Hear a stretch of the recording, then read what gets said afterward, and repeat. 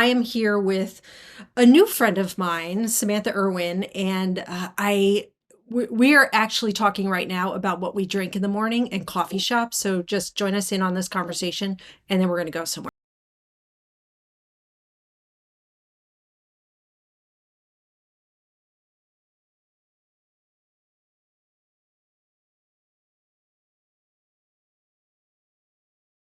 Okay, back to what we were saying. So we're talking about coffee shops, drinks. Yeah. You have your mug there, and we were talking all about how you don't really like coffee, but you like to go to the coffee shop and to kind of fit in. You want to just Yes. order something. Yes. I'm not a wine I drinker. think I'm not, it's all these grown up, quote unquote, grown up things.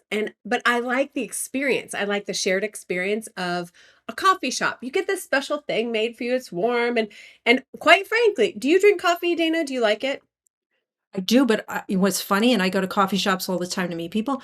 I am like, coffee's made for morning. I drink it only in the morning. And then when I go to the coffee shop, I do tea. Oh, there you go. Yeah. Well, this is my impression of you and every other person who loves their morning coffee. It is. In morning, it's like, It's like, how I needed baby. you. It doesn't wake me up. It's just, I love the taste. I've been drinking coffee since I was a kid, and it's just Really? part of my own routine. I Wow. quit for a year because I noticed I really get cranky, and Mm. it was just a mindset. It wasn't like I don't feel any different when I drink it, but oh, it's like warming. Right. It's a ritual. Yeah. It is a ritual. Yeah. Yep. But The I have same. expanded to teas. Yeah. I think you have the personality because you were saying you get the steamer. It's like without coffee No, in. I don't want to get a steamer because or at a winery or whatnot. It just, if I, this is dumb a little bit. I'm working on getting over it, but I want the pretty thing that's made for me and it's all foamy and it has like a picture on the top and I want this like, oh yeah, man, this is so delicious. Like my friends who love their coffees and my husband do. Yep. And Yeah. but we were talking earlier before you pushed record. I I'm doing mud water in the morning. It's MUD/WTR and it's an alternative. Um it's just for clarity and there's a bunch of things. People can look it up. But I'm out. My shipment's out. So I did do a tiny shot in this pistachio milk honey thing, but I don't like the taste of coffee. So why, if I'm like this normal, I haven't had any coffee. I've had 2 sips of this. I'm like this normally. People might be thinking, well, why would you even put coffee in there or a shot if you don't like it? Well, the answer is if I were to go to a coffee shop and say order a mocha, say a 12-ounce mocha with 1 shot and oat milk or whatever, if it's not with coffee, it's basically a steamer, which is hot chocolate, which is what an 8-year-old would get. So I don't know why I'm so embarrassed when I go. I feel like I like, what is this? Where is this coming from? I'm a grown-up woman. If I just, the next time I go, I'm going to order an 8-ounce, let's see, no, 12-ounce. I think you should just say, "Can I just have the cup?" Yeah. Just take a cup and just hold it like this and see if you get a reaction from anybody. I'm going to say I would like an 8-ounce oat milk mocha with no coffee. Try it. And see I what they want to do. know the reaction. And then just when they say something, just go, "I'm just waiting to see what your reaction Yeah, is." That's yeah. all. It's basically that's a hot chocolate. But what about a tea? Do you not like I'm tea? not a huge tea drinker either. I have maybe two kinds, three kinds that I like. So then Okay. what's your drink of choice Just when you have water. to just water? Yeah. I started Water. drinking kombucha. So when I go to some of these coffee houses, especially where we live, Yeah. it's kind of popular. Kombucha's I'll drink a fine. kombucha. Yep, that's fine too. Every once in a while, a mixed drink if I can't really taste the alcohol. Basically, and then that's sugar. So what am I doing? Anyway, that's quite a dive about my lack of drinking repertoire. I have always, I see those ads for Mud water. Mhm. My mom, every once in a while, she'll do like the mushroom coffee. Yeah. Like rice? Not that brand. She does other brands, but similar. um, kind of tastes like coffee until you start drinking it. And I'm like, not my choice. She does like it. She could drink it. But I always wondered what that mud water tasted like. I'm just curious and I'm half afraid to try it because I am so, what I would say is picky. Well, there's what I really loved about, which is a great example for businesses. What I loved about the Mudwater videos that I saw years ago, now they're very fancy, they've grown, right? But at the beginning, it was very raw, just here's what it is. And they definitely in the videos would talk about these are the benefits of it. You know, what we want as a customer or a client, we are looking for the results. I don't really care that, you know, this let's see, I don't really care that the hydrofacial has this elixir, blah, blah, blah, that you're putting in my skin. I I don't know. It's not my thing. That's your thing. Tell me what the Yeah. results are. The results are what are going to get me in there. It's like, oh, plump your skin or find out, you know, moisture, whatever, whatever. All those results, like get rid of the fine wrinkles and fine lines and healthy skin and helps with eczema or whatever and breaking out. Mm-hmm. So the same thing. So they would start their videos and they of course talk about the benefits or the results people want getting off of coffee, but still want some good things for your body. So I don't know, go to the website. I don't know what they all are. But they also addressed that there's sludge in there. Sludge is not the right word. That's terrible. If they see this, they'll go, it's it does Gross. all Thanks, the Samantha. I'm such a right? I'm gonna be their next spokesperson. There there's like it settles, and that's normal, and that stuff is good, so you just kinda keep, mixing it, but Sure. I love that they addressed it right away. So as a consumer, if you're thinking, "Oh, I want these results," but then you get it and you try it and it's all sinking to the Yep. bottom and you're going, "What?"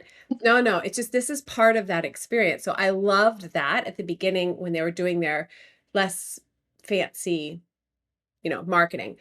There's lots of different ways that people prepare their mud water, hot, cold, whatnot. What I like is I get a little hot water, I put it in, I put like, I don't know, I don't measure very much, less than a tablespoon, maybe 3/4 a tablespoon of the mud water in there. And then I grab maybe a teaspoon plus of cocoa, really good cocoa, put it in there. And then I just get a little honey on my spoon, put it in there, stir it, let it all dissolve. And then I pour some, pistachio milk in there, Okay. and because it's sweet on its own, so I really don't need much honey at all. It's like a maybe a teaspoon plus, and then I like it with ice. So then I put ice in it, and it kinda tastes to me like chocolate milk-ish. Okay. Yeah. Yeah. But I would not ever think of someone taking whole milk and chocolate milk and doing it side by side. You'll be like, "That is n no." I don't drink milk, so I don't have that on my taste bud to compare it, but for me, that's what it tastes like. I like it. Yeah. I Hmm. like the benefit. So I'm curious because I've not tried pistachio milk. I've tried oat milk, almond milk, hemp. Me Have too. Why pistachio? Like, tell me, is that similar to one of those other ones? I just tried a bunch of different ones, and this one, it's pretty sweet on its own. So if I wanted actually to have a steamer with just that, maybe I might put some cardamom in it and a little honey or not, but I don't really need Yeah. much honey in it, if any. It's just Yeah. seems naturally sweet. So I've done almond and hemp and oat and coconut, but Yep. I tried pistachio sort of when it was on sale one time, and I love how sweet and creamy it is, so Okay. nutty like It's me. one thing I don't like about those milks is they just don't get as creamy. And I'm like, Mhm. oh, and I don't really drink milk anyway, so Yeah. um but yeah, so I'm always interested in hearing other people's perspective on those milks. The other thing, and do you not drink milk because it's a because of an allergy or intolerance or something? Yeah. Because the one of the things that I was going to say about you is you're a fantastic baker. But the things that you bring in, so we're in a mat for those of you who just are joining us, we're in a mastermind together, and Samantha's known to bring in some really good sweets. And you can't, if you never told our group, hey, these are gluten free for the people who need to know they're gluten free, you would never know. And still to this day, most things that are gluten free, they just taste awful. They're nasty. You can't tell with yours, and it's Oh, really trouble because I probably ate 5 of your cookies the first time I met you, and it was like, "This is terrible if she does this every week." yeah, I like to bake. I like to cook on occasion. It sort of ebbs and flows, but then it's just my husband and I. And so it's a great way to share with people, just to get it out, Yeah. like those peanut butter cookies that you like. Oh, They're they're so good. sharing with my mom's caregivers, or I put some on the top of the for the guys who come and get the compost and the garbage. I put it on there, and he caught me one day. He's like, "Oh, you're making me fat," which was hilarious because it's just a kindness of people who have just a kindness for connection and Yeah. community. Sometimes I'll put them in the mailbox. I've been known to take after a workshop, where I have Hershey's Kisses, I'll put them in my pocket because I may have extras. I'll put them in my pocket, and then I went to the bank, and on a Friday night, it was packed.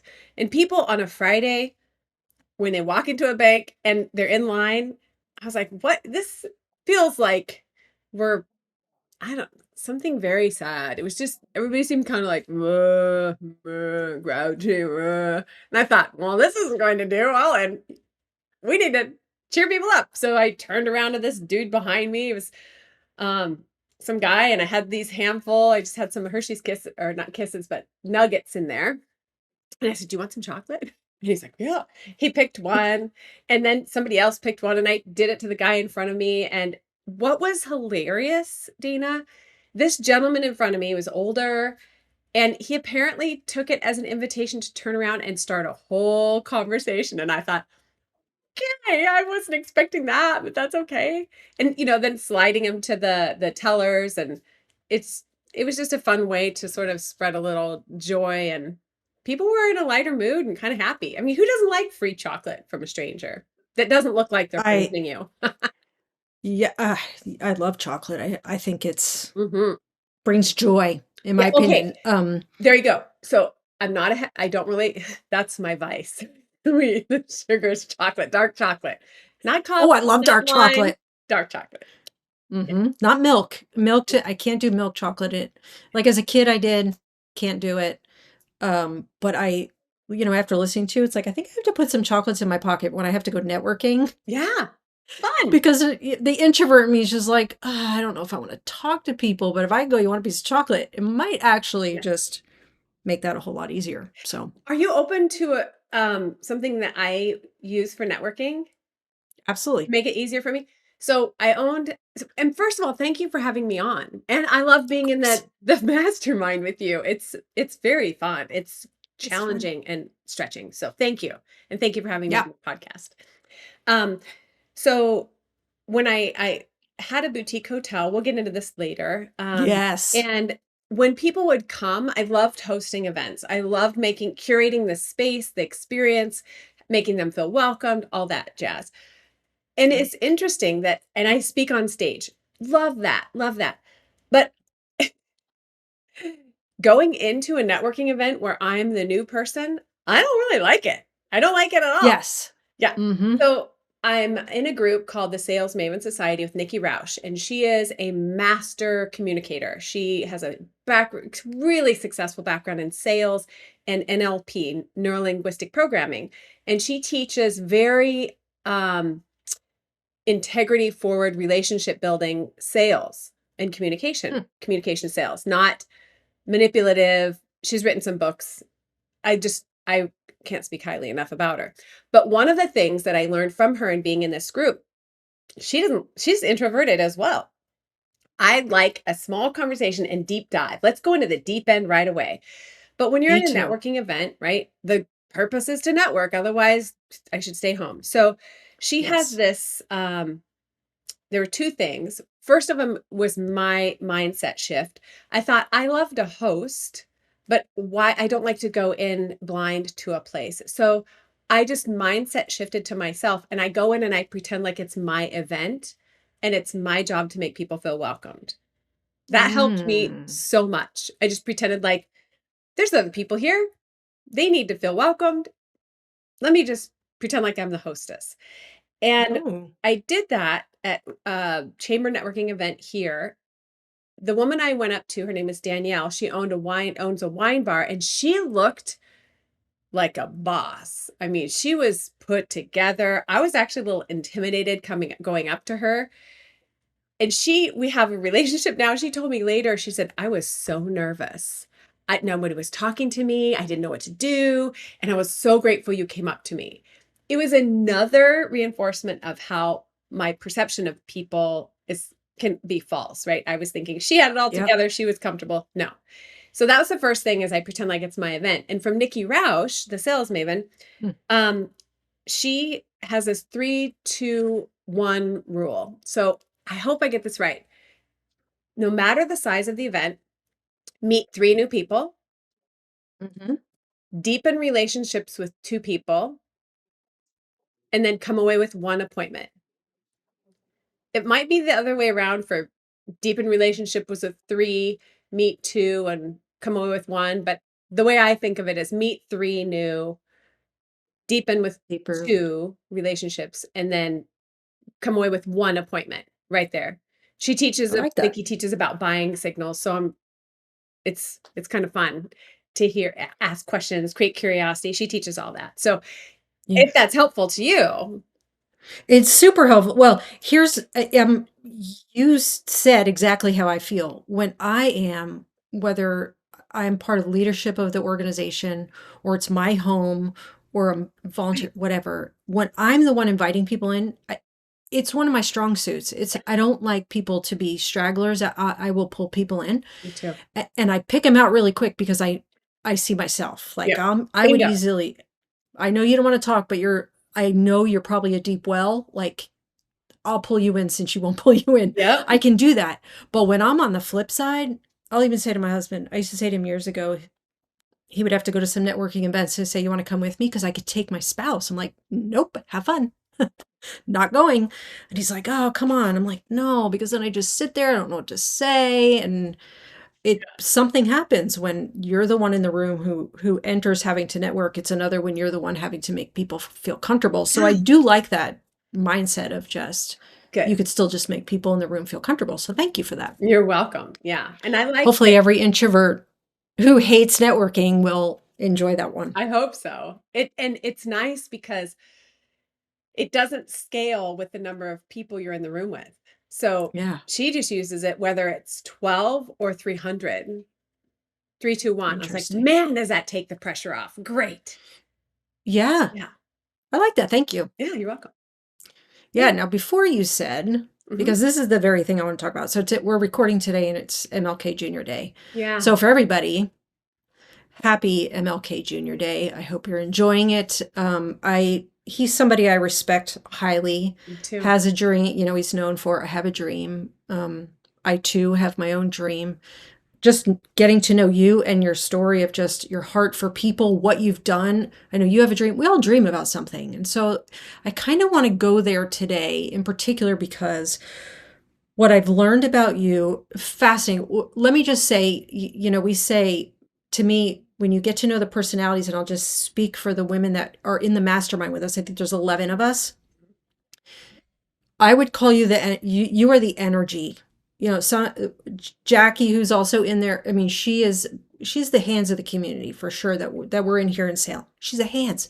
Everything she speaks about she literally is the hands of our community. Mm. I think you are when you walk in the room, there's energy, and it's one of those you just want to be around you because you just have a vibrant energy about you. Mm. I mean, I know we all carry energy. Your energy is very um high, you're energetic, you're full of life. When you look in your eyes, you're full of life.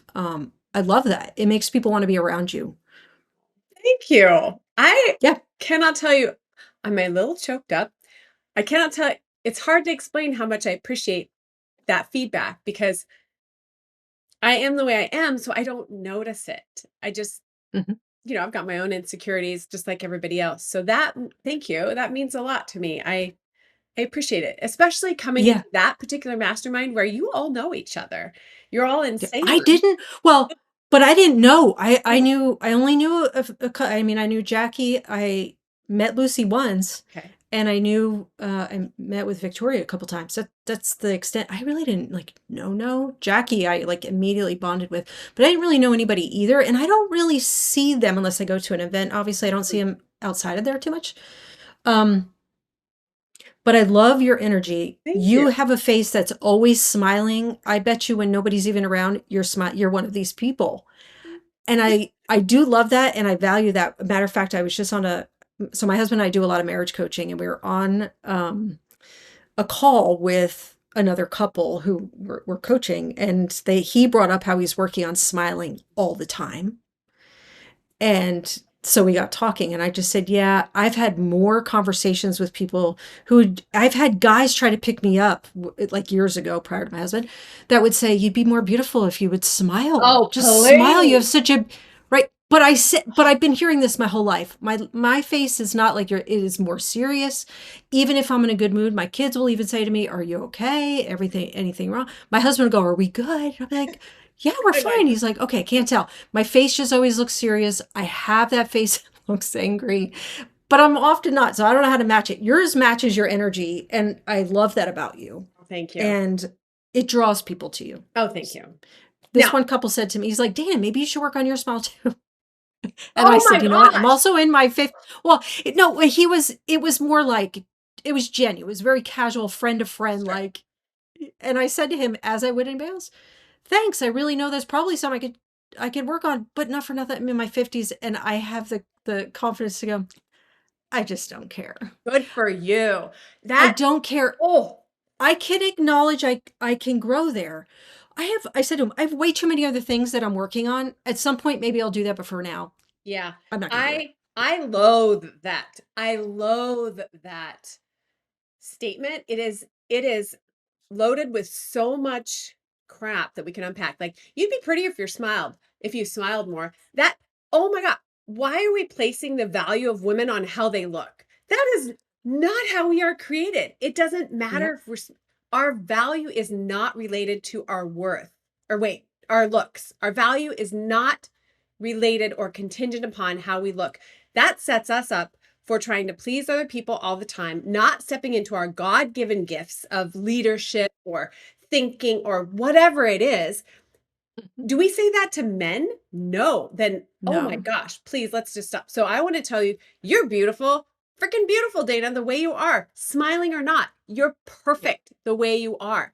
Use that serious face for your advantage, because there's way too many people of the other gender, and sometimes women, that see smiling.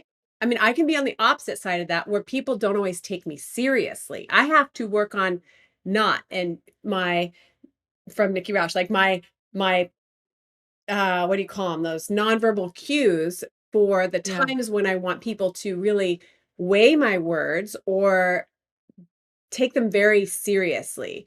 And it does not always include a smile. So I'm here to tell you, you can just let that guy, he needs to smile more. I mean, what, the plank in his eye and this, what is that from the Bible? The plank stick Yep. thing, like, oh. So I'm sorry that he said that to you. And for all the women listening, you don't need to smile more. Now, Mhm. I teach frontline customer service staff how to make people feel welcomed. And that is part of the trifecta. It is different than saying you need to smile more or you'd be prettier if you smiled. Ugh. No, making people feel welcome is both verbal and nonverbal. So, for example, if Correct. this is, are you okay with I just dive into this? Go. Okay. Yeah. Let's just let it go. So, if if I am front facing customer service staff, it is my job, just like we were talking about as being a hostess, that it's my Yeah. job or your job as a hostess or host to make people feel welcome. So there's some nonverbal ways we can do that. One is eye contact. Like, if you come in if you come into my home and I'm doing this on my Yep. phone, or you come into the mastermind, I'm on this, I'm like, hey, do you feel very Mm. welcomed? No, you don't. You're No. like, okay, that thing is more important than me. Even if I'm on Yes. the phone, right? If I'm on the phone, I can still like look at you. That's the first part of the trifecta that I teach.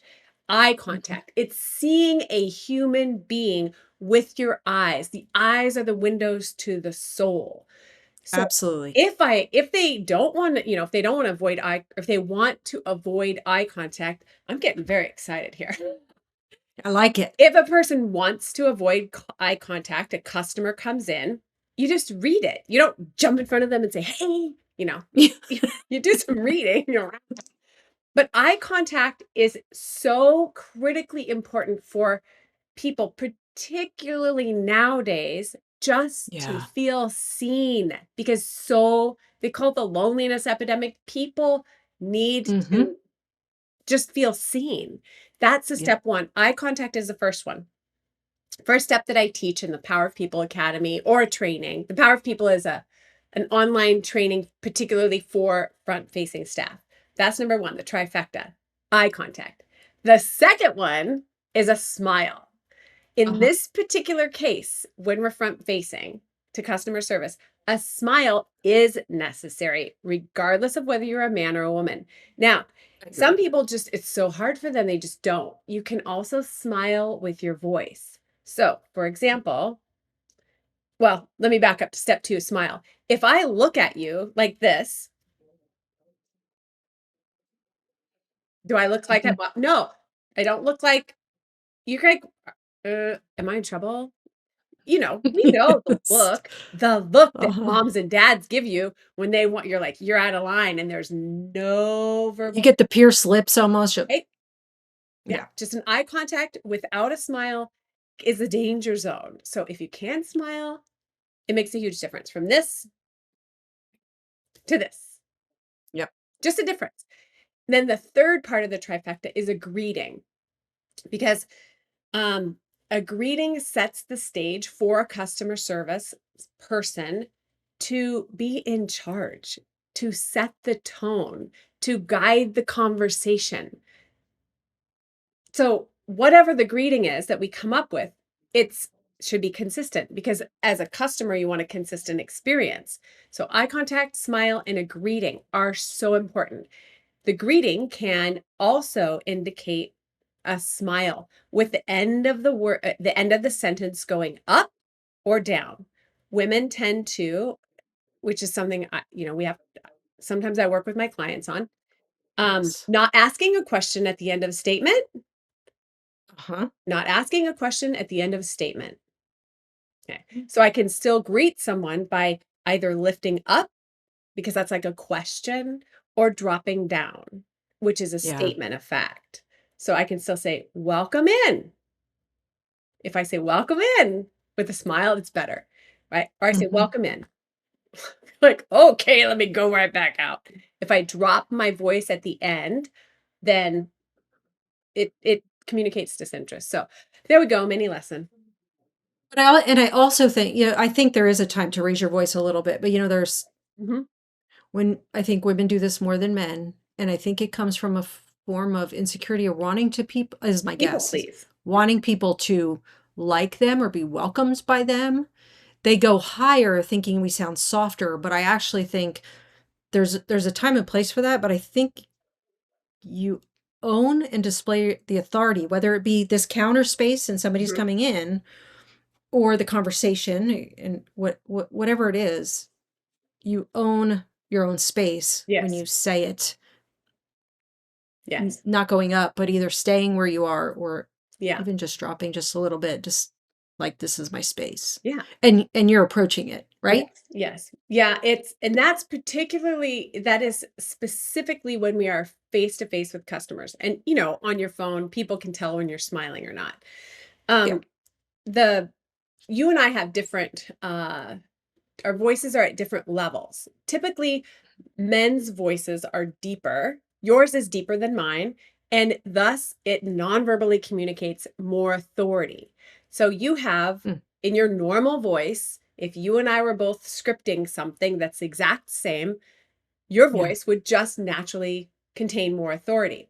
If I'm asking questions all the time or I'm ending my sentences with an uptick, it invites questioning, even when I'm saying it as a statement. So my first career was teaching middle school, and I loved it. They were very fun.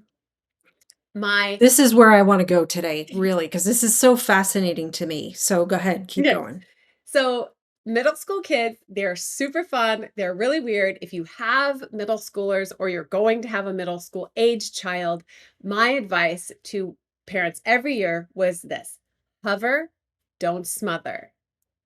Hover, don't smother. Yep. They many times they see their kids' bodies changing and they look like young adults.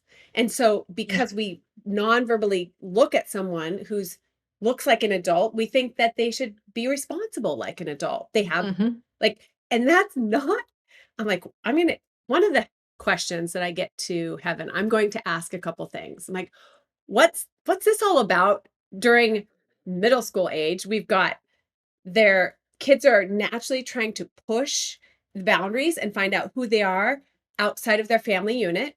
That's number 1. Number 2, they're going through puberty. All those weird changes. That's number 2. Number 3, there is a scientific like disconnect of the synapses in the brain just about all the same time. So that's one of my questions when I get to heaven. I'm like, what the heck? Second Yeah, these question, poor kids. I know, right? And all of us. Second question, menopause. Third question, ticks and mosquitoes. What's that? Mm. So My back husband would agree with you there on the ticks and mosquitoes. He's just like, "Why? why? They're disgusting." I Yeah. agree. So when I was a middle school teacher, you can imagine these kids, they have some impulse control problems. Their brains are disconnecting. They're just so fun and weird. And sometimes they get real ramped up. So they get real ramped up, and there are a lot of different ways as a teacher I would work to get their attention. Now, during one of my observations, my vice principal's name's Matt. He came in and he was observing, and it happened to be great. One of those days, where the kids just kind of ramped up. And so my voice, trying to get their attention, I got higher and louder and faster, trying to talk over them, right? Which is natural. It's a Yeah. normal, natural thing. Yeah. So after the evaluation, he gave me a tip. He said, this is extraordinarily counterintuitive. But the next time that you'd like those kids' attention, and they're all whoa, ramped up and all craziness, he said, try these 2 things. Do the opposite. Yeah. Lower the tone of your voice, like the octave level of my voice, like I'm doing now, and slow the rate of your speech and start to speak more quietly and see what happens. And I thought, that's never going to work. They're not going to hear me. It works like Worked. magic. Mhm. Magic. So lower my voice, lower the tone, slow it down. It's an energy thing. So Yeah. um Well, that was maybe we should yeah. have you tried this with your husband? Have I? Yeah. Um I think that we have practiced this back and forth with each other because he does the same thing when he's ramped up. Maybe people Oh. might start to notice it. I don't know if you might start to notice it with your husband or not, or kids or whatnot, but my husband does the same thing when he's amped up about something, say that's frustrating with a family member or work or whatnot, his voice raises. And Mhm. so he and I work on, interpersonal relationships within work. We're constantly talking about that and kind of rehearsing, okay, how can we help this person not drive us crazy or regulate that other person that's talking? And so while it's not necessarily something here's my pool of 2, my research study of 2. It's not just me that does it. I mean, my male husband counterpart does the same with the Yeah. voice going up and up and up and faster and louder, and I'm like, "Okay, let's win in these situations." And, yeah, it's just Yeah. kind of fun to play around with. One of the things that I've played around with because I've heard the research is when somebody's in a stressful Mm, situation, whether they're amped up in a conversation, they're retelling a story, or they're just coming out of a situation that they're in, is just bringing your calming breathing yeah, to them while they're spiraling or yeah. escalating, and just your breathing alone will help bring their breathing back Mm, down. And I've played with this some, and some I can't tell, and others I can. It's like really? your own calm presence and breathing. Yeah. And I don't get science because once you start talking like too scientific for me, Yeah. like that's why I don't like cooking. It's like you got to know science. Other things, I love nutrition, but it gets too scientific. I'm like, Yeah. all right, I'm out. Yeah. Yeah. But there's something to it. I could say that. Yeah. Yeah. Yeah. So you said middle school teacher, Mhm. which I find middle school teachers to be fascinating because they're usually the group of people above any other people group that'll say, middle school kids are just the greatest. They're so cool. They're weird. They're all the things. And it could really, drive other people crazy. Yeah. Um, it's a challenging time for them and for some people Oh, where yeah. I think middle school teachers, it really is such a special gift that you guys Yeah. have to love that kind of group. Um, but you also, and the reason why I wanted to talk about today, where I started to go earlier, was it's MLK Jr. Day, and he had a dream. And I don't know if this was your dream, but for a lot of women, a lot of my audience is midlife. Mm. They're like 40 and above and had a career or they were stay-at-home mom. They did something, usually Mhm. a lot of things, but they did one main thing Yeah. most of their life. They get to midlife, and for some, it's a shift not only in body, but like career. Some are retiring early or in that time, and I don't know, they don't feel called to just sit around and watch TV and eat bonbons. They Mhm. want to be still vibrant and doing Yeah. things. Others sense before even menopause, there's a shift and I'm supposed to leave a job and I'm supposed to do something else. Yeah. You did that, Yeah. and you shared a story about the what you call boutique hotel. Mhm. And I want you to share the story because I think it would inspire other women who are still sitting on this fearful side going, well, what if I fail? And is this crazy? Mhm. Can you tell us that story? Sure, sure. And for all the women who I have friends like this, that they spent the majority of their young marriage rearing the children. It's extremely intensive job. It You don't get to clock out. Yeah. So Yeah. when I transitioned from teaching to owning this boutique hotel, after a number of years, I realized the sweet spot for hiring was a mom with children who are gone, because they are rock stars. When you are managing a home and children and their schedules and their doctor's appointments and their food and their clothes and their, if they have any special needs, and the household itself, it I want any woman who is maybe thinking or feeling like, yeah, I just don't have the skills in the workplace, blah, blah, blah. Okay, yeah, there's truth to that. There's networking opportunities that are lost. There's learning opportunities that are lost. It just is what it is. Yeah. But it's not to throw the proverbial baby out with the bathwater, because women who have raised children are are gems. They are absolute gems to hire. I hope that that sinks in. They are my preferred person to hire when I had customer service with the hotel.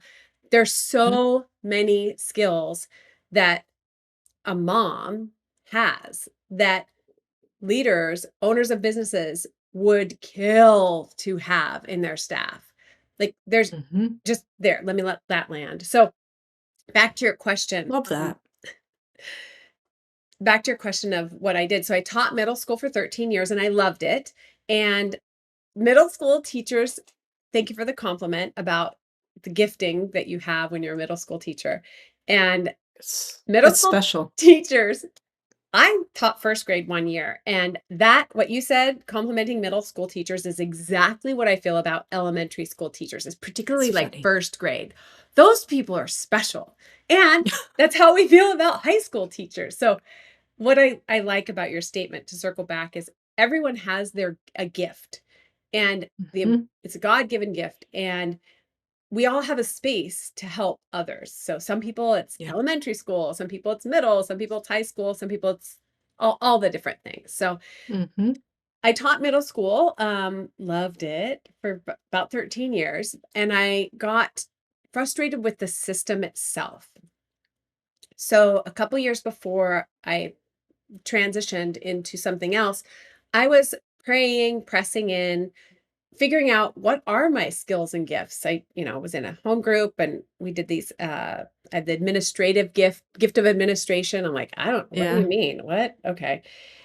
I can do a vision. So if you have a big um goal, I think in dominoes and I can see how we stack them up to knock them down. Mm. So I, for a couple years, was pressing in, trying to find what is the next thing that I'm called to do? What is it?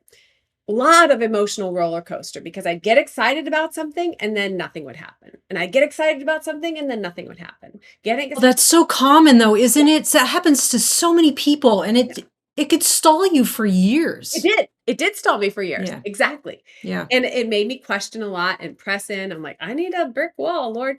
So um this it was, I think, February of, was it 2006, I think.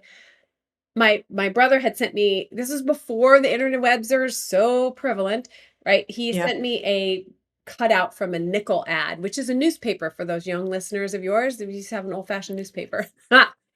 And it was for this hotel in Dufur, Oregon, which is population 650. Right. And All right, it's not see. like there's a giant ball of yarn or Niagara Falls. It's a farming community, very small town. 2 hours, well, hour 40 east of Portland, like on the way to Bend. Okay. So my husband and I got in the car. We drove out there, and for every mile that you drive east of Hood River, so it's Portland on the Columbia River, Portland, and farther east is Hood River, farther east is the Dalles, and you go a tiny bit south and it's Dufur. From Hood River, for every mile you drive east, you lose an inch of annual rainfall. Mm, By the time you get to interesting. Dufur, there's over, which is 40 minutes away from me, not far. There's over 300 days of sunshine a year and only 9 inches of annual rainfall. Yeah, Wow. it is. It is a little gem of a spot. So we drove there. We went through the two corners in town. And we pulled up, there's all these scraggly trees, and we pulled past, we're driving up the road, kind of starting to go out of town, all these scraggly trees. And then there's the hotel that comes into the view. And we go around the south, pull into the very back parking lot and park, get out and meet Howard Green. Very tall man, very tall.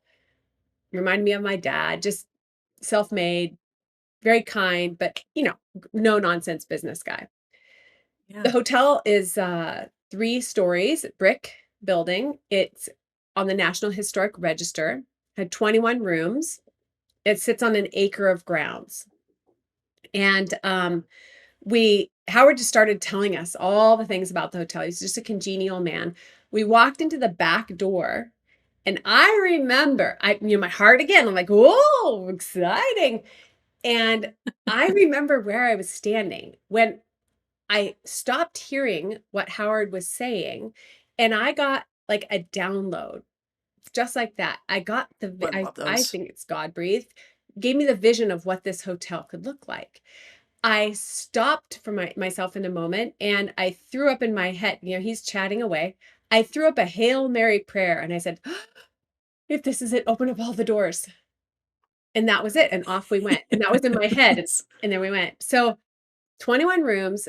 They had Howard and Pat, the owners, they had an auction in, I don't know, November or something, where they sold off all the furniture and they were supposed to sell the hotel. Well, the furniture sold and the hotel did not.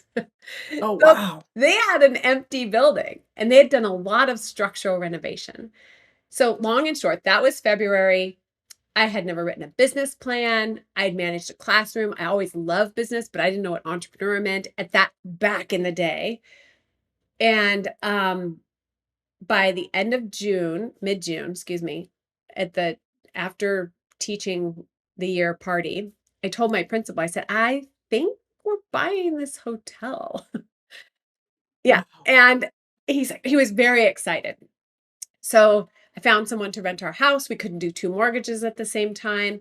Mid second week in August, Jeff and I moved out of our home that we had like a week before finished the deck. It was a long-term project where we had lived in the trailer in the parking or in the driveway in the winter when we first Ugh. bought this project house, and so it took a lot of years.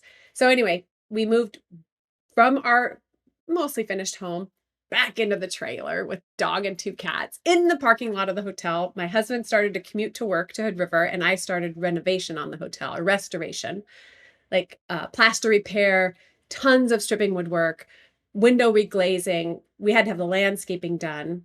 So when I took over the hotel in 2006, so there were 21 rooms in Dufur, population 650. It hadn't been open consistently as a hotel since the 1940s. It did not have an existing clientele. I didn't just get a guest list with all of these nope, nothing. It didn't have a training manual, any SOP like standard operating procedure, no real like IP knowledge. It was all in Howard's head about the history of the hotel, no staff. So, so yeah, I jumped right in. Jumped right in. Um, yeah. What do you want me to keep going, or do you have a follow-up question? Well, I do. I mean that it's a totally different. I think you're always being prepared. My husband says this, and I really have come to believe this. You're always being prepared for something, Mhm. right? So you took some of the things that you've learned prior seasons, and now you find yourself in this situation where you have this hotel. You have this, you clearly can see, you have a vision of what it could look like, its potential.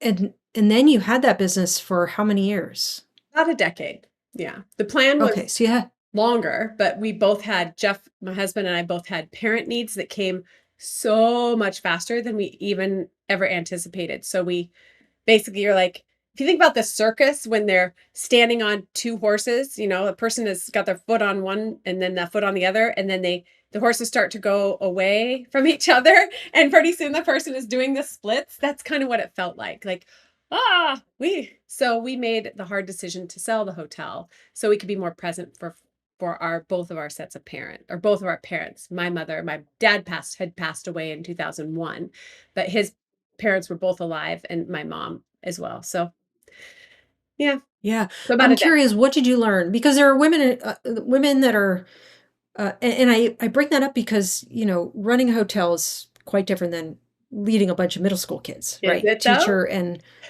Well, that's what I'm saying. Is it though? Because there are things you took, skills you had here that Yeah, applied there, but so many people go, I'm just a teacher. I can't own a hotel. I don't even know what to right. do because we just think so myopically all the time. Yeah. So, what do you say to the woman that maybe has this dream that looks nothing like maybe how she spent? Because what you say about moms too, I would agree with you. I think you have nobody who could, if anybody could try to multitask and be productive, it would be a mom and Yeah. actually get stuff done. I understand you're not really as productive as you think you are, but moms do multiple things all through the day. We Mhm. actually are pretty good listeners because you have to be Mhm. aware of your children's needs and be very in tune with that child. So I would agree with all that. But there are women who are going to listen and be like, oh, I do this and these things that I'd like to do make logical sense. A hotel or like this other thing I long to, curious. It was presented to me. Probably can't do that. Yeah. What do you say to that woman? When we took an alpha course through our church. We hosted it actually. Gosh, years ago. One of the things I remember from this course is when someone is creating a new habit or you want to step into a new thing. So let's say you and I are not really runners, but we decide we want to run a half marathon. Mhm. We're changing a behavior, or say that you grew up in a family that just really likes to watch movies all the time and you now want to be more athletic and whatnot, and that's not the culture of your family or your Yeah. friend unit, or you want to quit drinking or smoking or grow your business, like being a mastermind, right? I Yeah. remember from that alpha course. Now I haven't this is not gospel. I haven't checked it to make sure this is the correct statistic, so this is based on my memory, is that when we're transitioning and we want to do something different, we want to become someone different or stretch into a different area, we need 6 people in that new area if it's going to stick. Now, with the Alpha Mm. course, it was like a non believer becoming a believer.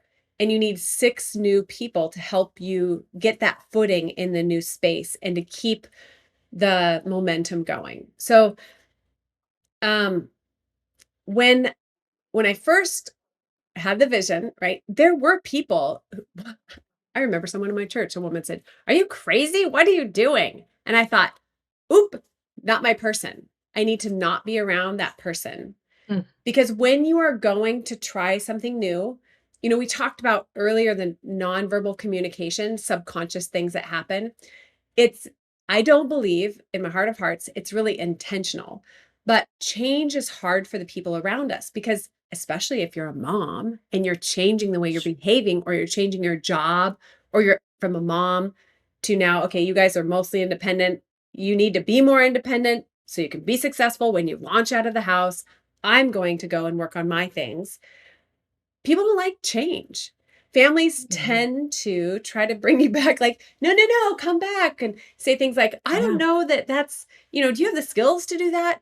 Not in a mean way, but just in a way that is reflecting their own fear of change. So, first thing I would say is put yourself around people who are going to support and encourage you, not just give you a blank check and say, oh, yeah, you should become a neurosurgeon. You have no background. No, but people yeah, who are actually going to support your dream and because it will get hard and you'll get challenged. So, for sure.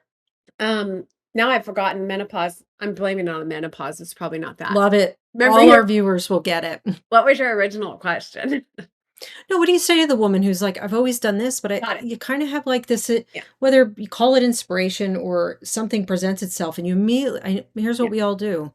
I should say most people do. Nope, because that's not me. Correct. We put ourselves in these boxes and Right. you're like, "But you have no idea what's in you until you actually lay that box down." And you know what? If you I when I do this with my clients that are and I do it with myself because it isn't like I just magically have all this courage to do things. I don't. I still have tons of imposter syndrome that show up in different parts of lots of parts of my life. Um, there is a lot of transfer. People will say to me, "You were a teacher and then you had a hotel and now you do speaking and coaching and consulting." They see those things as very disrelated. I see those things as a complete through line. The complete through line of all these chapter 1, 2, and 3 in my life is people. It's people retention, it's people support. This, for the listeners, um, what I'm doing is I have my hands, my palms up in front of my body, and I'm raising them up towards like my ears. So that is in Samantha's world, correct leadership. You're lifting Mhm. people up. You're seeing the value in them. You're giving them the skills. They have to be trained with the skills to give Yeah. consistently excellent customer experiences. That's leadership. Now, for the listeners, if you take one palm and you have it up, and then you take let's see, your left palm is out and it's like holding a plate, and then you take your right hand with your thumb up, like you're hitchhiking, and then put that thumb into the middle of your palm and kind of squish it around. That's not leadership. That is how some people lead, Yep. but that is not leadership that will result in people being loyal to you, honest with you, showing up and contributing to your business. If the thumb type of leadership, that's based out of fear and control. And we see that Mhm. all over in politics, in business, in households, right? I Sure. heard this when I was growing up, like, it's my way or the highway. Do it Mhm. because I said so. Yeah, sometimes there's a place for that. Like, don't run out in the street. But Sure. getting stuck on that, squishing the thumb into the palm, that's not the kind of leadership that I've found to be the best way to get people to stay, want to think about my business. It's the palms up, uplifting people. Now, uplifting Mhm. people does not mean that we are just giving them a blank check. Like, for example, the kids in my classroom, and a lot of the same examples from leading kids, weird middle school kids, does transfer to leading adults. There are differences, right? There are differences, but there's a through line that I can build on. I did learn a lot, so much. The if I want my classroom to be respectful, then we set it up so that they're uplifted and they're challenged. And it's a safe space to take risks, and risks are celebrated. That means we don't put down people, we don't have a bad attitude like, oh, now it's time to do reading. Oh, man, meh. Nope, that is not even anywhere okay in my classroom or honestly in my team as an adult, when I'm leading adults. That complaining, that murmur, it's challenging to constantly as a leader redial, but it's setting the stage like, this is what we do. I uplift Yeah. you and I challenge you, and there's boundaries. Like, what's the vision? I'm Mhm. challenging you to step into it, right? Yeah. It's casting the vision. It's like you're doing with your people are doing with their kids. You don't when they fall down, you don't pick them up.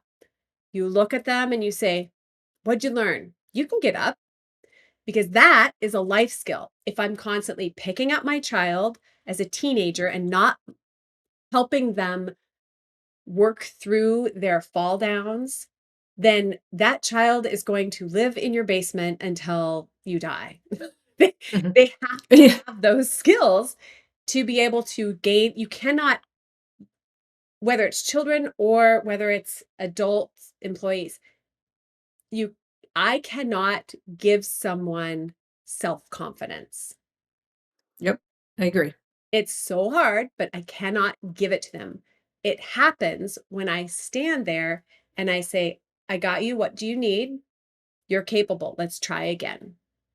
I Mhm. watched, I don't know if this is a culturally true thing or not. I just saw it Yeah. one time, and it was about parenting. And I think it was in Japan. There were these parents walking through a park, and there was with a child, like I don't know if he was 4 or 5, a little one, Oh, and yeah. there were 2 ropes across that for an adult were easy to step over, and the dad was walking, and then the kid was walking. The dad just stepped over it. The kid got stuck because the kid can't just step over it, and it was kind of twisty and getting frustrated, and the parents didn't say anything. The mom was where the kid was, a little away, and the dad was across the barrier or the obstacle, and the kid started to get really frustrated. The kid got tangled up.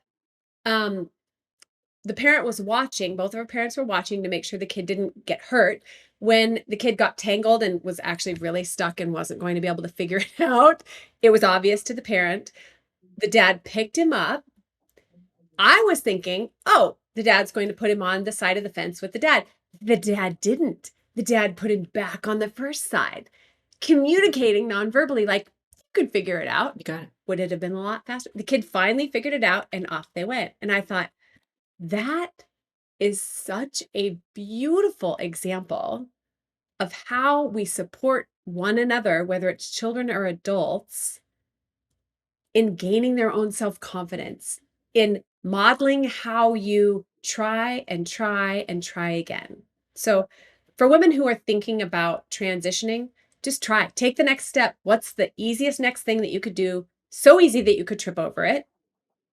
Just Mhm. take the next step.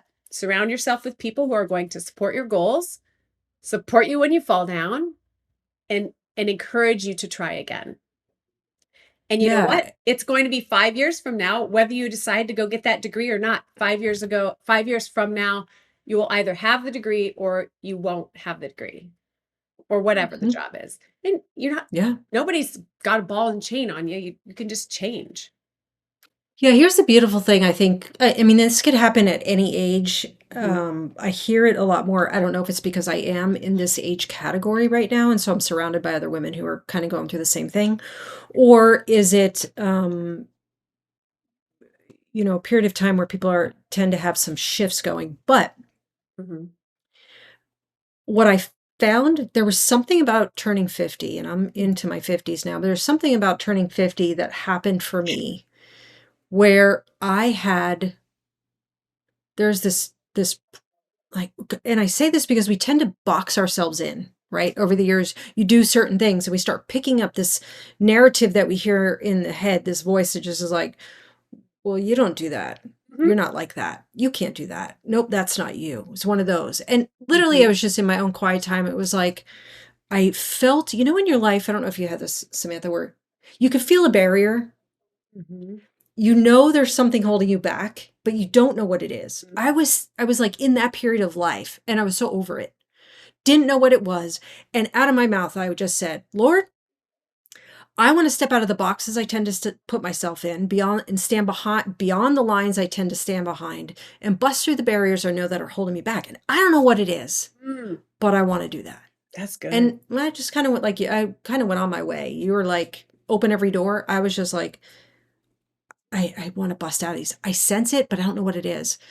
And I feel like ever since then, it's been this like one, okay, you want to know what one is? Here it is, here it is, here it is. And one of the things was what I started doing is paying attention to patterns.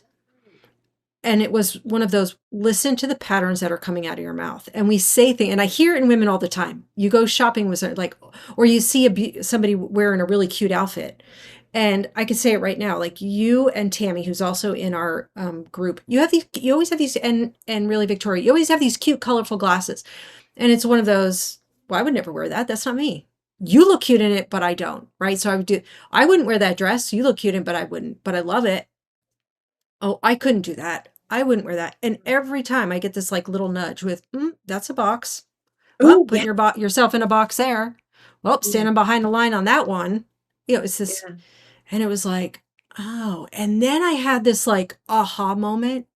It was like, oh my gosh, maybe some of the things that we tell ourselves, maybe that lie that we're continually yapping in our own ear, it's not that it's not in there.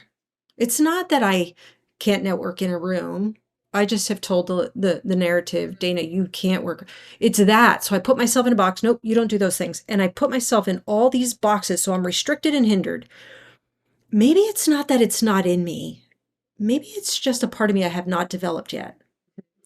Could that be it? And I felt like my entire world just started blowing up. Yeah.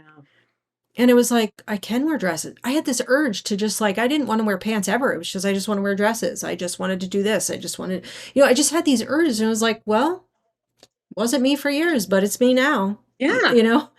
I like that. Yeah. So I think a lot of women can be held back by those things as well. Yeah. And there's a lot I of do want to, nonverbal patterning that happens, particularly with women. I was listening to a podcast, I think it was. Oh gosh, I don't remember, who cares? But it talked about women in leadership and men in leadership. I have a great article that I read, which sadly is so dated and it's still true to this day, but it talks about how, women in leadership roles, lots of things. I've started to become more aware of how I compliment young girls. I try not to say, "Oh, you look so cute," or "That looks beautiful on you," and I'll say, "Oh, you look like a boss." Because do I say that to little boys? "You look so cute." Well, maybe when they're tiny, but otherwise like, "Oh, look at a fireman," or "Oh, that's so fun," or "Look at you on the bike. Good job." There's some language that happens very young. I yeah, remember I being agree. at a camp out and this there were two littles. One of them was she just ran everywhere. I'm not joking. She did not walk. She's maybe 4. She just ran everywhere, everywhere, everywhere. Just and being a kid, not knowing how tired she was, it was at the end of the day. She almost tripped a couple times, like by the fire. And I remember the first night, a male, probably not even aware of what he was saying or the impact it might have. He said, "Oh, be careful," which I don't like anyway, right? "Oh, be Mm, careful on that bike. Like, go for it. Why do you want to be careful and cautious? I don't want to. I'm going to fall. So let me fall and just huh. say, have fun." Or, Yeah. "Oh, looks like you have good balance." So she was trying, not to trip. And of course, we're watching. We don't want her to trip in the fire. As adults, you kind of hover, but don't smother. And Mhm. he said, "Oh, be careful, don't fall. You'll mess up your pretty face." Because she's super cute. I mean, Grant, Yeah. she was a cute little kid. Let's just say that. But I said, "Oh, but it's okay if you do. You'll be fine." And then the next day he said the same type of thing. And it wasn't I recognized the his comment at the beginning that it was not okay because it's placing value on her looks. By the second time he said it the second day, then I had a really good response, a much better response. And I said, "Oh, but you know what? If you do fall and hurt your face, it doesn't matter because we don't value you with basically how you look." And he just sort of looked at me like I was a crazy person. Hopefully it's planting the seeds that he'll get it one day. But this there's a lot of that just happens with women naturally. Even in the sometimes it's obvious like that or verbal. Other times it's not subliminal, but more less overt. For example, if you think about women leadership movies, and men leadership movies, if you think Batman, right? There's, "Rah, I'm here, I'm a rich man, and I'm here to save the world." Or there were 2 examples, I can't remember the other one he gave. Some other movie that was a man in leadership that was rich, and he was doing good Yeah. and loved and saving the world. And then he's this, I think it was a man that was teacher that I got this from. Then he gave 2 examples of women movies, and it was Cruella and The Devil Wears Prada. Wow. Successful women, they're not saving the world, they are portrayed as evil or, not nice and cutthroat and all these problems. And for me, it was one of these yet another one of these with my Yep. brain, realizing there's so many subconscious things that women are supposed to conform to. So I Mhm. really love that you're touching on that with your listeners. You just were talking about, why can't I wear that dress or those glasses or be this way or step into that thing? It's Mhm. becoming I think it's for me, my journey is also becoming aware of just all this stuff that I've Yeah. gotten communicated to me through church, through social media, through movies that tell me how it is that people want me to be. And Yes. I I'm not that mold. I just am not that mold. We don't have children. I I love business. I am not the traditional church person, but I have in the past tried to do all of the things. Yep. Ugh. And it doesn't fit because it's not your coat or shoes to wear. And it's exhausting. And I'm Exhausting. grateful that my husband has grown with me in this awareness of roles and responsibilities and all the things. We still are, Mm. therapy's great. We're still growing together after 25 years. And I'm really grateful for him. I cannot imagine if I'd married um, some of those boyfriends I had when I was in my young 20s. Same. Oh I my look at word. older ones and I think that would have never worked and I would Yep. have been miserable. And they were so cute back then, but oh, thank you that I Yes. didn't do that.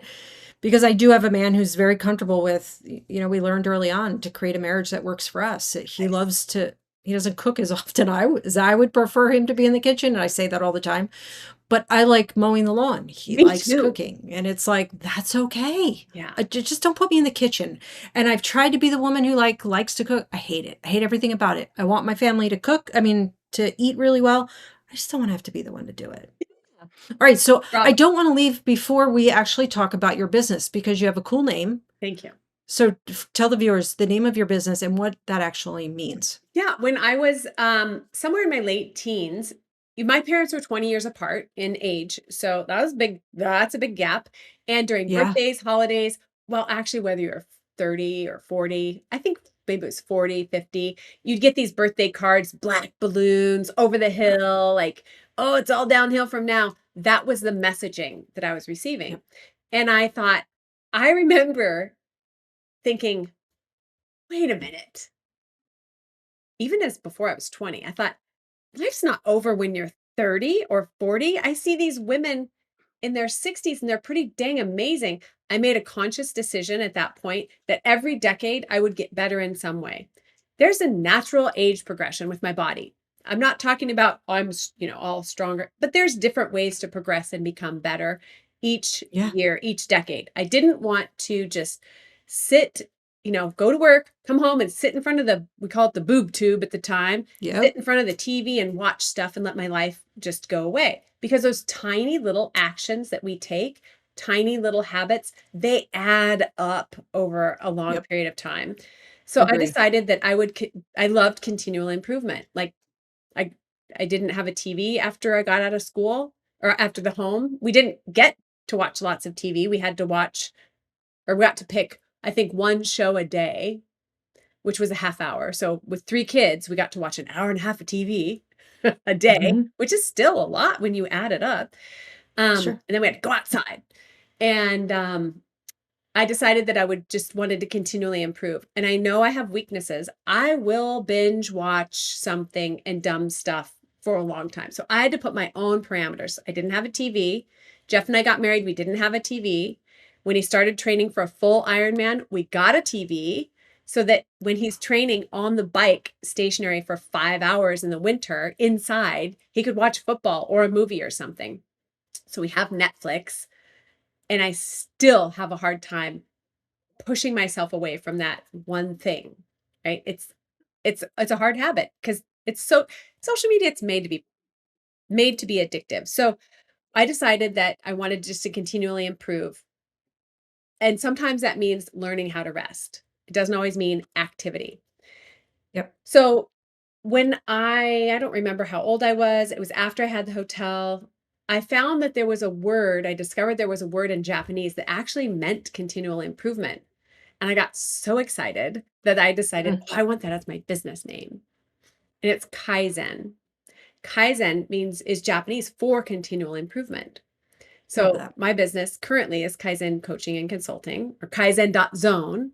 And spoiler alert, I'm looking at maybe some domain names that actually have my name because it's sometimes hard for people that like, who are you? They don't always remember Kaizen or know how to spell it.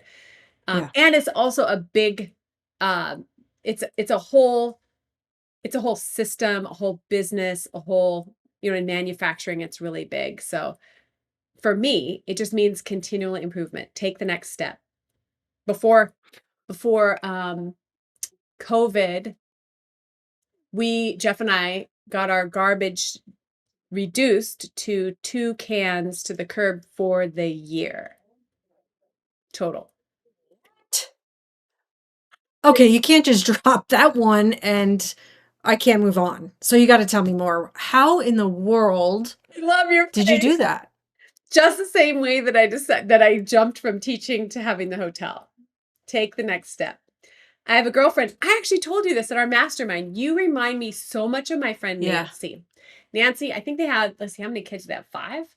And when I told her that, she just went like this. She threw her hands up and thought, I can't, there's no way I can do that. There's just no way. And I said to her, you don't have to go from here at point A to point B like overnight. Just take the next step. And for her, she came back and said, that phrase, just take the next step, made it a lot easier. Our journey Yeah. didn't happen overnight. Are we at 2 cans of the curb now? No, because after when COVID happened, we developed a potato chip problem. But we're a little more. But it's just taking the next step. I saw a video where a woman had produced the amount of garbage for the year she could fit in her hand. And I thought, what the heck? And what I just started, it raised my awareness. And I thought, okay, I'm not going to be making my own soaps and lotions and all these things. That's not my cup of tea. And that's okay. But what can I do to reduce my plastic use? Because plastic, it just does not go away. We don't have the Yeah. technology. It's created and it's here for grandchildren and grandchildren's grandchildren. It just, Yeah. yeah. So my fight against that is to reduce my single-use plastic. Although, again, we've developed potato chip Okay, but that's only like one plastic's one thing. Mhm. I'm pretty sure I would have more in my garbage if I just took all the plastics out. So how did you do that? Composting and recycling. The most important thing was choosing what I'm buying at the store. So I gospel, this is the gospel. It took me well over a year to remember to bring the stupid bag from my car into the grocery store so Oh, that I me wasn't too. getting a bag. It took me I had it in my car. And so I finally Yeah. made myself I would be in the grocery store doing my thing. It's a habit, right? And then I would get to the checkout and realize, oh, I don't have my bag. So I just get one.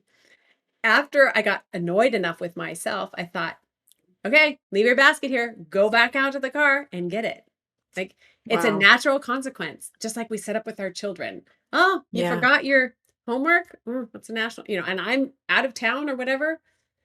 There's a natural consequence behind it. So that That's incredible. it was just that was my Incredible. first step, just remembering to Mhm. bring the stupid bag. And then Wow. we don't have children, so even though we had a Costco membership, I got rid of the Costco membership because it has so much plastic and I don't really need that much stuff. And then Yeah. the third thing was using the bins at the like bulk bins rather Yeah. than buying the thing. So I'll go and I'll get the bulk bins of nuts. Do you can or no, you hate cooking. You probably haven't canned. I want to be like that. No, I so don't want to be like don't do it. that though. Don't do it. If you if for the people who do can, or and you can probably imagine there's a lot of work in canning, like say peaches, and then Yes. you have your quart jars and you get them all lined up, they're pressure cooked or whatever, and then you put them out on the counter and they pop, pop, pop, pop. It's very You fun. do that? I have. But there's a satisfaction if you can put in your mind's eye, imagining all the work is lined up and they're beautiful in their jars. Yeah. They're really Yeah. pretty. And there's a lot of satisfaction of just leaving them there for a while so you can admire your beautiful All work. your work. Yeah. So when I transitioned from just being aware of how much plastic I was buying, like with chips or nuts in the bags, and then I would use there's some places will let you bring your own jars in, some places won't. I use Mm. paper, like, I'll go to the mushroom place and get the paper bags to fill up Yeah. if I can't bring my own jars in, and then filling up, say, pecans in that quart jar, and I put that quart jar in my cupboard. The same oddly, the same beautiful, admiring satisfaction it is of looking at your peaches all canned or whatever. It's the same Yeah. kind of effect for me to look at how pretty the nuts are in the Well, I'm cabinet. sure. And it looks so organized. Yeah. Yeah, I would love that. Yeah. Anyway, just Mhm. take the next step. You don't have to Rome wasn't built in a day, baby. Just whatever the Yeah, next well, if you need easiest thing. any tips, uh, Samantha's contacts will be in the Oh, we could but I do the do tell me about because and I would encourage you if you want to check Samantha out, go to her website. Your website is really one, it's very attractive. It's very aesthetically, as my girls would say, aesthetically pleasing to the eye. Thank you. Um, but when you just look at clips of you, you are a teacher through and through. I mean, Oh. all through here, you're teaching me. When you look at you online, the little clips that I watch of you, you're teaching. I just wanted to sit and watch you. And I sent you a Oh. message saying, I really do enjoy your videos because you literally are a teacher through and through and you speak in a way, you have this energy. You're very inviting to engage with, even though you're not asking me anything. Um, you're a keynote speaker. And so if people wanted to have you come in, where's your ideal, I guess your ideal audience or crowd that you like to speak to? I love to speak to leaders that value people with the uplifted hand things, not the squish thumb thing. I love speaking to hospitality groups, anything people retention, not HR, but people retention and customer experience curation. Curating the customer experience is where it's at Yeah. if we are growing a profitable business because customer retention is founded in two areas. Customer experience. There's two big pillars. There's retaining the customer and retaining staff. When we curate the experience and we are supporting staff and educating them as to how to make this happen, staff are more engaged. It's so much fun for them to start thinking about. And like a woman who is going back into the workspace when she has had kids, you're always thinking about other people. It is a very natural progression or next step because hospitality, whether you're a barista, whether you're working in a bakery or a hotel, um, customer service is exactly that. It's noticing other people and serving their needs. It's selfless. Service is selfless. And that is a descriptor of so many women that I know. Oh my gosh. So Yeah. I went off track there and I forgot your question. Um, Website. Oh, thank you for the website. I didn't do it. And thank you for the note on the videos. I have somebody who helps me do it. I do the raw things and then she puts it together where people can. well, Oh, what I ideal was client. asking was your niche. Like, Yeah. who do you really, who, if somebody wanted to hire you, where's your, what's your jam? Curating the customer experience. So I love speaking about the customer experience. I have a special customer journey map that I created, and it's different than the online ones that look like a path, a horizontal path. Mine is on purpose in a circle because one fancy statistic, it costs 6 to 7 times more money to acquire a customer than to keep one. Anytime I'm teaching or doing a workshop, that knowing your ideal client and who you want to attract and retain is key. That can be the client or that can be the staff. And then curating the journey is super important. So my ideal client for speaking is if you want to improve your staff retention and your customer retention, hit me up, baby. Yeah, you say this on your website. Would you like a team that's full of great ideas to improve upon what you already built? How about a Mhm. team so fulfilled that turnover is rare and you have a wait list of high quality people waiting for you to open a position? Sound like a dream, right? Making dreams into reality. Click away. And it's just, I feel like Thanks. whether you're making cookies or you're literally speaking to crowds, you really are about pouring into people. Yeah. Really, it's in everything you do. It's in, Mm. and I love what you say here. How did you do it? Talking about, going into your story about getting the hotel and doing all that. How did you do it? Your website tells us you say by transforming people into partners. Yeah. How do they become a partner? Because some people are like, yep, I pay her. She's a part-time worker here. And they Yeah. even refer to people that way. Yeah. How do you have to see them as a partner and treat them as a partner before they buy into that. So Yeah. That's it. You just said it. You just said the answer. It's yeah, you I have guess I did. yep, as a leader, Yeah. if we want people to act like partners, then we don't have a staff meeting where we're just delivering information. If I'm a Yeah. staff person, I will be motivated to come Yeah. to a meeting where I am getting information and knowledge, and I'm also giving input. It's Yeah. not a one-way ship. And it takes time and it's frustrating, but to set up our meetings or our trainings so that people are understanding their power and their influence, like Yeah. in the Power of People Academy, that's the first module. I talk about that very thing. Because if I am, say, a barista or I'm a front desk person, if I don't understand, first of all, how valuable I am, when Dana comes in and gets her coffee, like I'm talking to my coworker, I'm on my phone. I'm like, you know, what do you want? But when I Yep. understand, first of all, how valuable I am to the customer experience, and then my leader followed it up with some training and some support, I start to show up and understand that even if this job is a temporary job, it's a stepping stone, I still have incredible power to make a difference in my community. It Yeah. matters. That person is reflecting a leader's or an owner's business, whether the staff feels like they're temporary or like it's their dream job. They have to know how influential they are.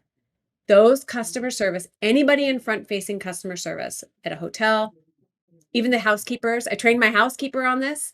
You have to look at the person that is coming by you in the hallway. You look at them, you smile, and you greet them. I'm not inviting them for a conversation if I'm a housekeeper because I got stuff to do, but I am acknowledging that customer and their presence. How many times Yeah. have you been in a hotel and it's like you're a leper walking through the hallway and the Yeah. housekeepers are hiding their stuff and they are avoiding eye contact? They have an incredible amount of power to curate the customer experience and make me or help me feel valued as a guest and make me want to return more. So Yeah. you answered your own question. And it has to do with an attitude of valuing your people, Yeah. period, baseline. If How do you think oh, go ahead, sorry. But what I've not worked with leaders that don't have that value where they're like the thumb on the finger and it's my way or the highway, or yeah, I just have high turnover. It's just the way it is all the time. Like there are industries that have higher turnover, but why do we want to be on the sucky part of those statistics? Like do as much as we can to move the needle so that we're on the people look at your business and go, what are you doing? Because my turnover's like this and yours is like this. So Yeah.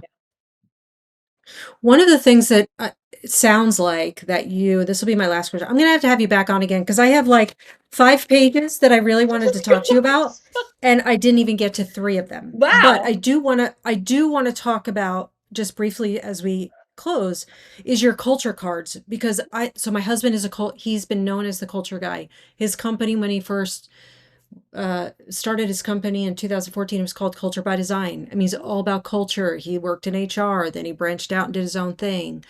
Um, and so we talk about culture a lot. We even talk about culture as what's the culture of our family? Like Mm, what's different about ours than other people, not right or wrong, just what works for us. And so we have those conversations. And but you in one of our mastermind meetings, you brought and when you presented, you had to present that day, and you shared with us culture cards. And I was like, oh my gosh, my husband would probably like these. And genius. Tell me about what you you. created. Why did you create them in the first place? Oh, Like thank what you. sparked that creativity? Thank you. Let's put two things in the notes. I'll put the recipe for those cookies that you love Okay, great. because there's no wheat. It's just they're crumbly. So FYI, if people make those Okay. peanut butter cookies, they're crumbly. So don't eat them over the floor. Though you'll have to clean unless you have a dog. Then they'll love But you. they're not that bad, I have to say. Oh, good. Well, I They're always not make that them crumbly. small, so they're Yeah. almost bite size. Yeah. I mean, maybe Which it's just makes them me and I have deadly. a problem eating and not having things. Uh-huh. Okay, well, my table manners. So, this is thank you for asking. So we'll put the recipe for the peanut butter cookies in there, and then also I'll put a link for this culture deck. So thanks for Yes, asking. please. We will do that. This is born from one of the things I wish I had this tool when I led people in the hotel.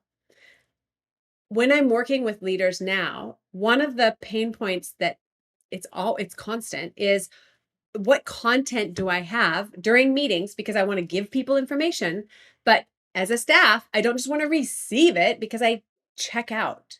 So it's got to be a give and a get. So I give Yeah. information and then I need to receive information as a leader and as a staff. Otherwise, Yeah. I don't even want to come to the meeting as a staff member.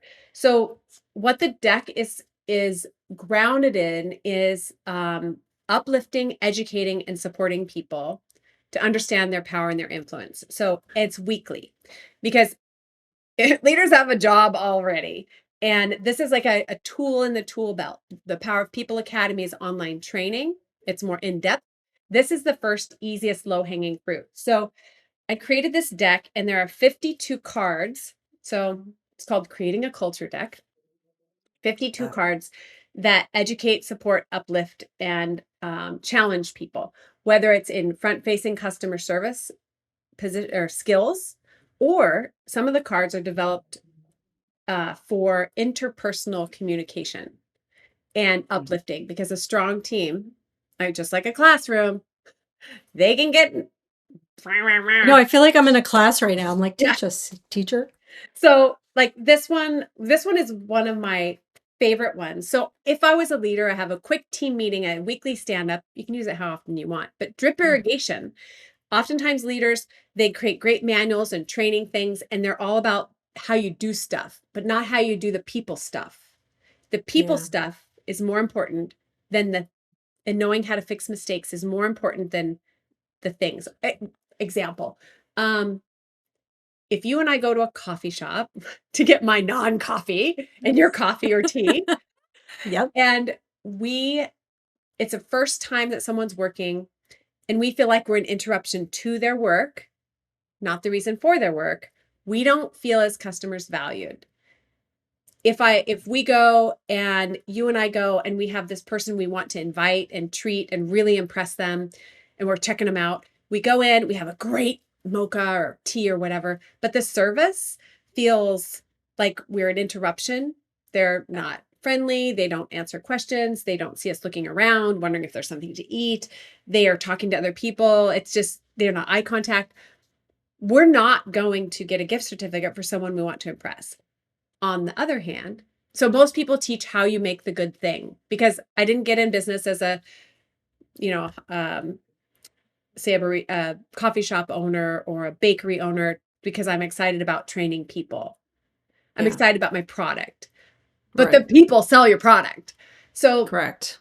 if you and I go into the coffee shop, we have a mediocre mocha, but a great experience with the new barista, the old barista, time and time and time again, we're going back because we feel seen and valued as people. We will forgive Mm. mistakes and a mess up on my order when the people help us. Yeah. So this That's is, right. it's drip irrigation. So I find that the people skills and the culture development is something that leaders often, I would have loved this, need help with. So this is one card. Do you want to read Okay. that? Can you read it? Is it close No, enough? I can't read it from here. You're gonna have to read Oh, it. okay. It says 70% of buying experiences are based on how a customer feels they're being treated. So if you and I are in a staff meeting, this is the card for the week. And then because I was a teacher, there's a question on the back. You don't even have to think about it. The question is, what's one experience outside our business you had this week where you felt you were being treated well? What these are Mm. designed to do is to uplift, educate, support, challenge, create connection, and honestly, ruin people so that your people are all the time looking when they go other places and they're starting to Yeah. think critically about their customer experience, because then they That's transfer it so to good. your business. So thank you. Thanks. And it has to spark great conversations between leadership, staff, Mhm. leadership, growth opportunities, connection, mentoring, like all the things. Yeah. And so that's the goal. It doesn't work if it's on the shelf. It doesn't. You gotta use it. No, I and love having, that my husband and I use a lot of we buy a lot of those conversation cards, yeah, and we'll take them. We'll do them wherever we go. So I really enjoy them because you get yeah, tighter. And I would think as a yeah, staff, when you can ask those questions or get aware, because some of this is like ignorance, like, oh, I never thought of that before, but you're yeah, right. When I do go to this store because I feel that way, or yeah. so I think it could that connection, again, building community becomes a place where you not only belong here, but could grow here. You can Mhm. mess up here, be challenged here, where others are just like, do your job. All right, clock Yeah, out. yeah. And as a customer, if you had, let's say there were 2 pizza chains like Papa Murphy's and Abby's, I don't know what another one is. Yeah. But if you and I went, let's say the whole franchise is doing these cards, they're starting to understand. A new person comes in, they get folded into the culture right away, and they're starting to understand how to deliver excellent, consistently excellent customer services, experiences. Love that. Can you imagine how much more loyal we would be to a franchise brand that used cards like these and valued their people in developing the culture? This one is I love that. wake up, be kind, be brave, be you, be amazing. And then on the back, it's one thing you admire about your coworker. Pick just one person, maybe even your boss, and tell them Yeah. one thing you admire. So that's an example of interpersonal communication and creating a strong team. So yeah, I'm glad you brought that up. Okay. Thanks. Can you use those cards for family discussion as well? Do they transfer Um, over some? Let me see. I think Because a family has culture. that's Friends have, you true. could use it with friends as well, right? There's a Maya Angelou quote. This would work. I think there are better decks like this for families that would be more specific. This one's Yeah. specifically more towards business. Business. You could use It's it good. for heck yeah, but Yeah. I think there's better ones for specifically a family, because Yeah. these are, yeah, yeah. But thanks for Love asking. that. I learned so much today. So did I. I did. Well, and so I'm gonna have to, please promise me you'll come back because there's so many other things that I didn't ask you about. You're a You're really good teacher. you're Yeah, really you have a, prepared. Well, you have a lot of things that a lot of people that help a lot of people. You could tell you love people by Mm. your site. You could tell you love teaching, and you are very, very approachable. Oh, thank you. Um, it's your energy. So I so appreciate you. I Vice versa. miss you when you're not at mastermind. So Oh, I hopefully we'll do be because you all teach. the other ones. Yeah, I've yeah. had my No, surgery, thank you. that's why I missed one. I know, Yeah, but I'm so um, glad you're here. thanks. Thanks for joining us. Guys, if you want to follow Samantha, please do. If you need a keynote speaker, if you have a business that you want to improve, your people, your staff, your culture, you want to better serve your customers and clients, then I would encourage you to reach out to her. We'll put all her information in the show notes. And if you have any questions, you can reach out to her. And Samantha, again, thank you. Thank you for having me. I enjoy talking to you. I just enjoy you very much. Thank you. Well, until our next show. Thank you, everybody, for listening. Please follow and share if you don't mind, and also give us a quick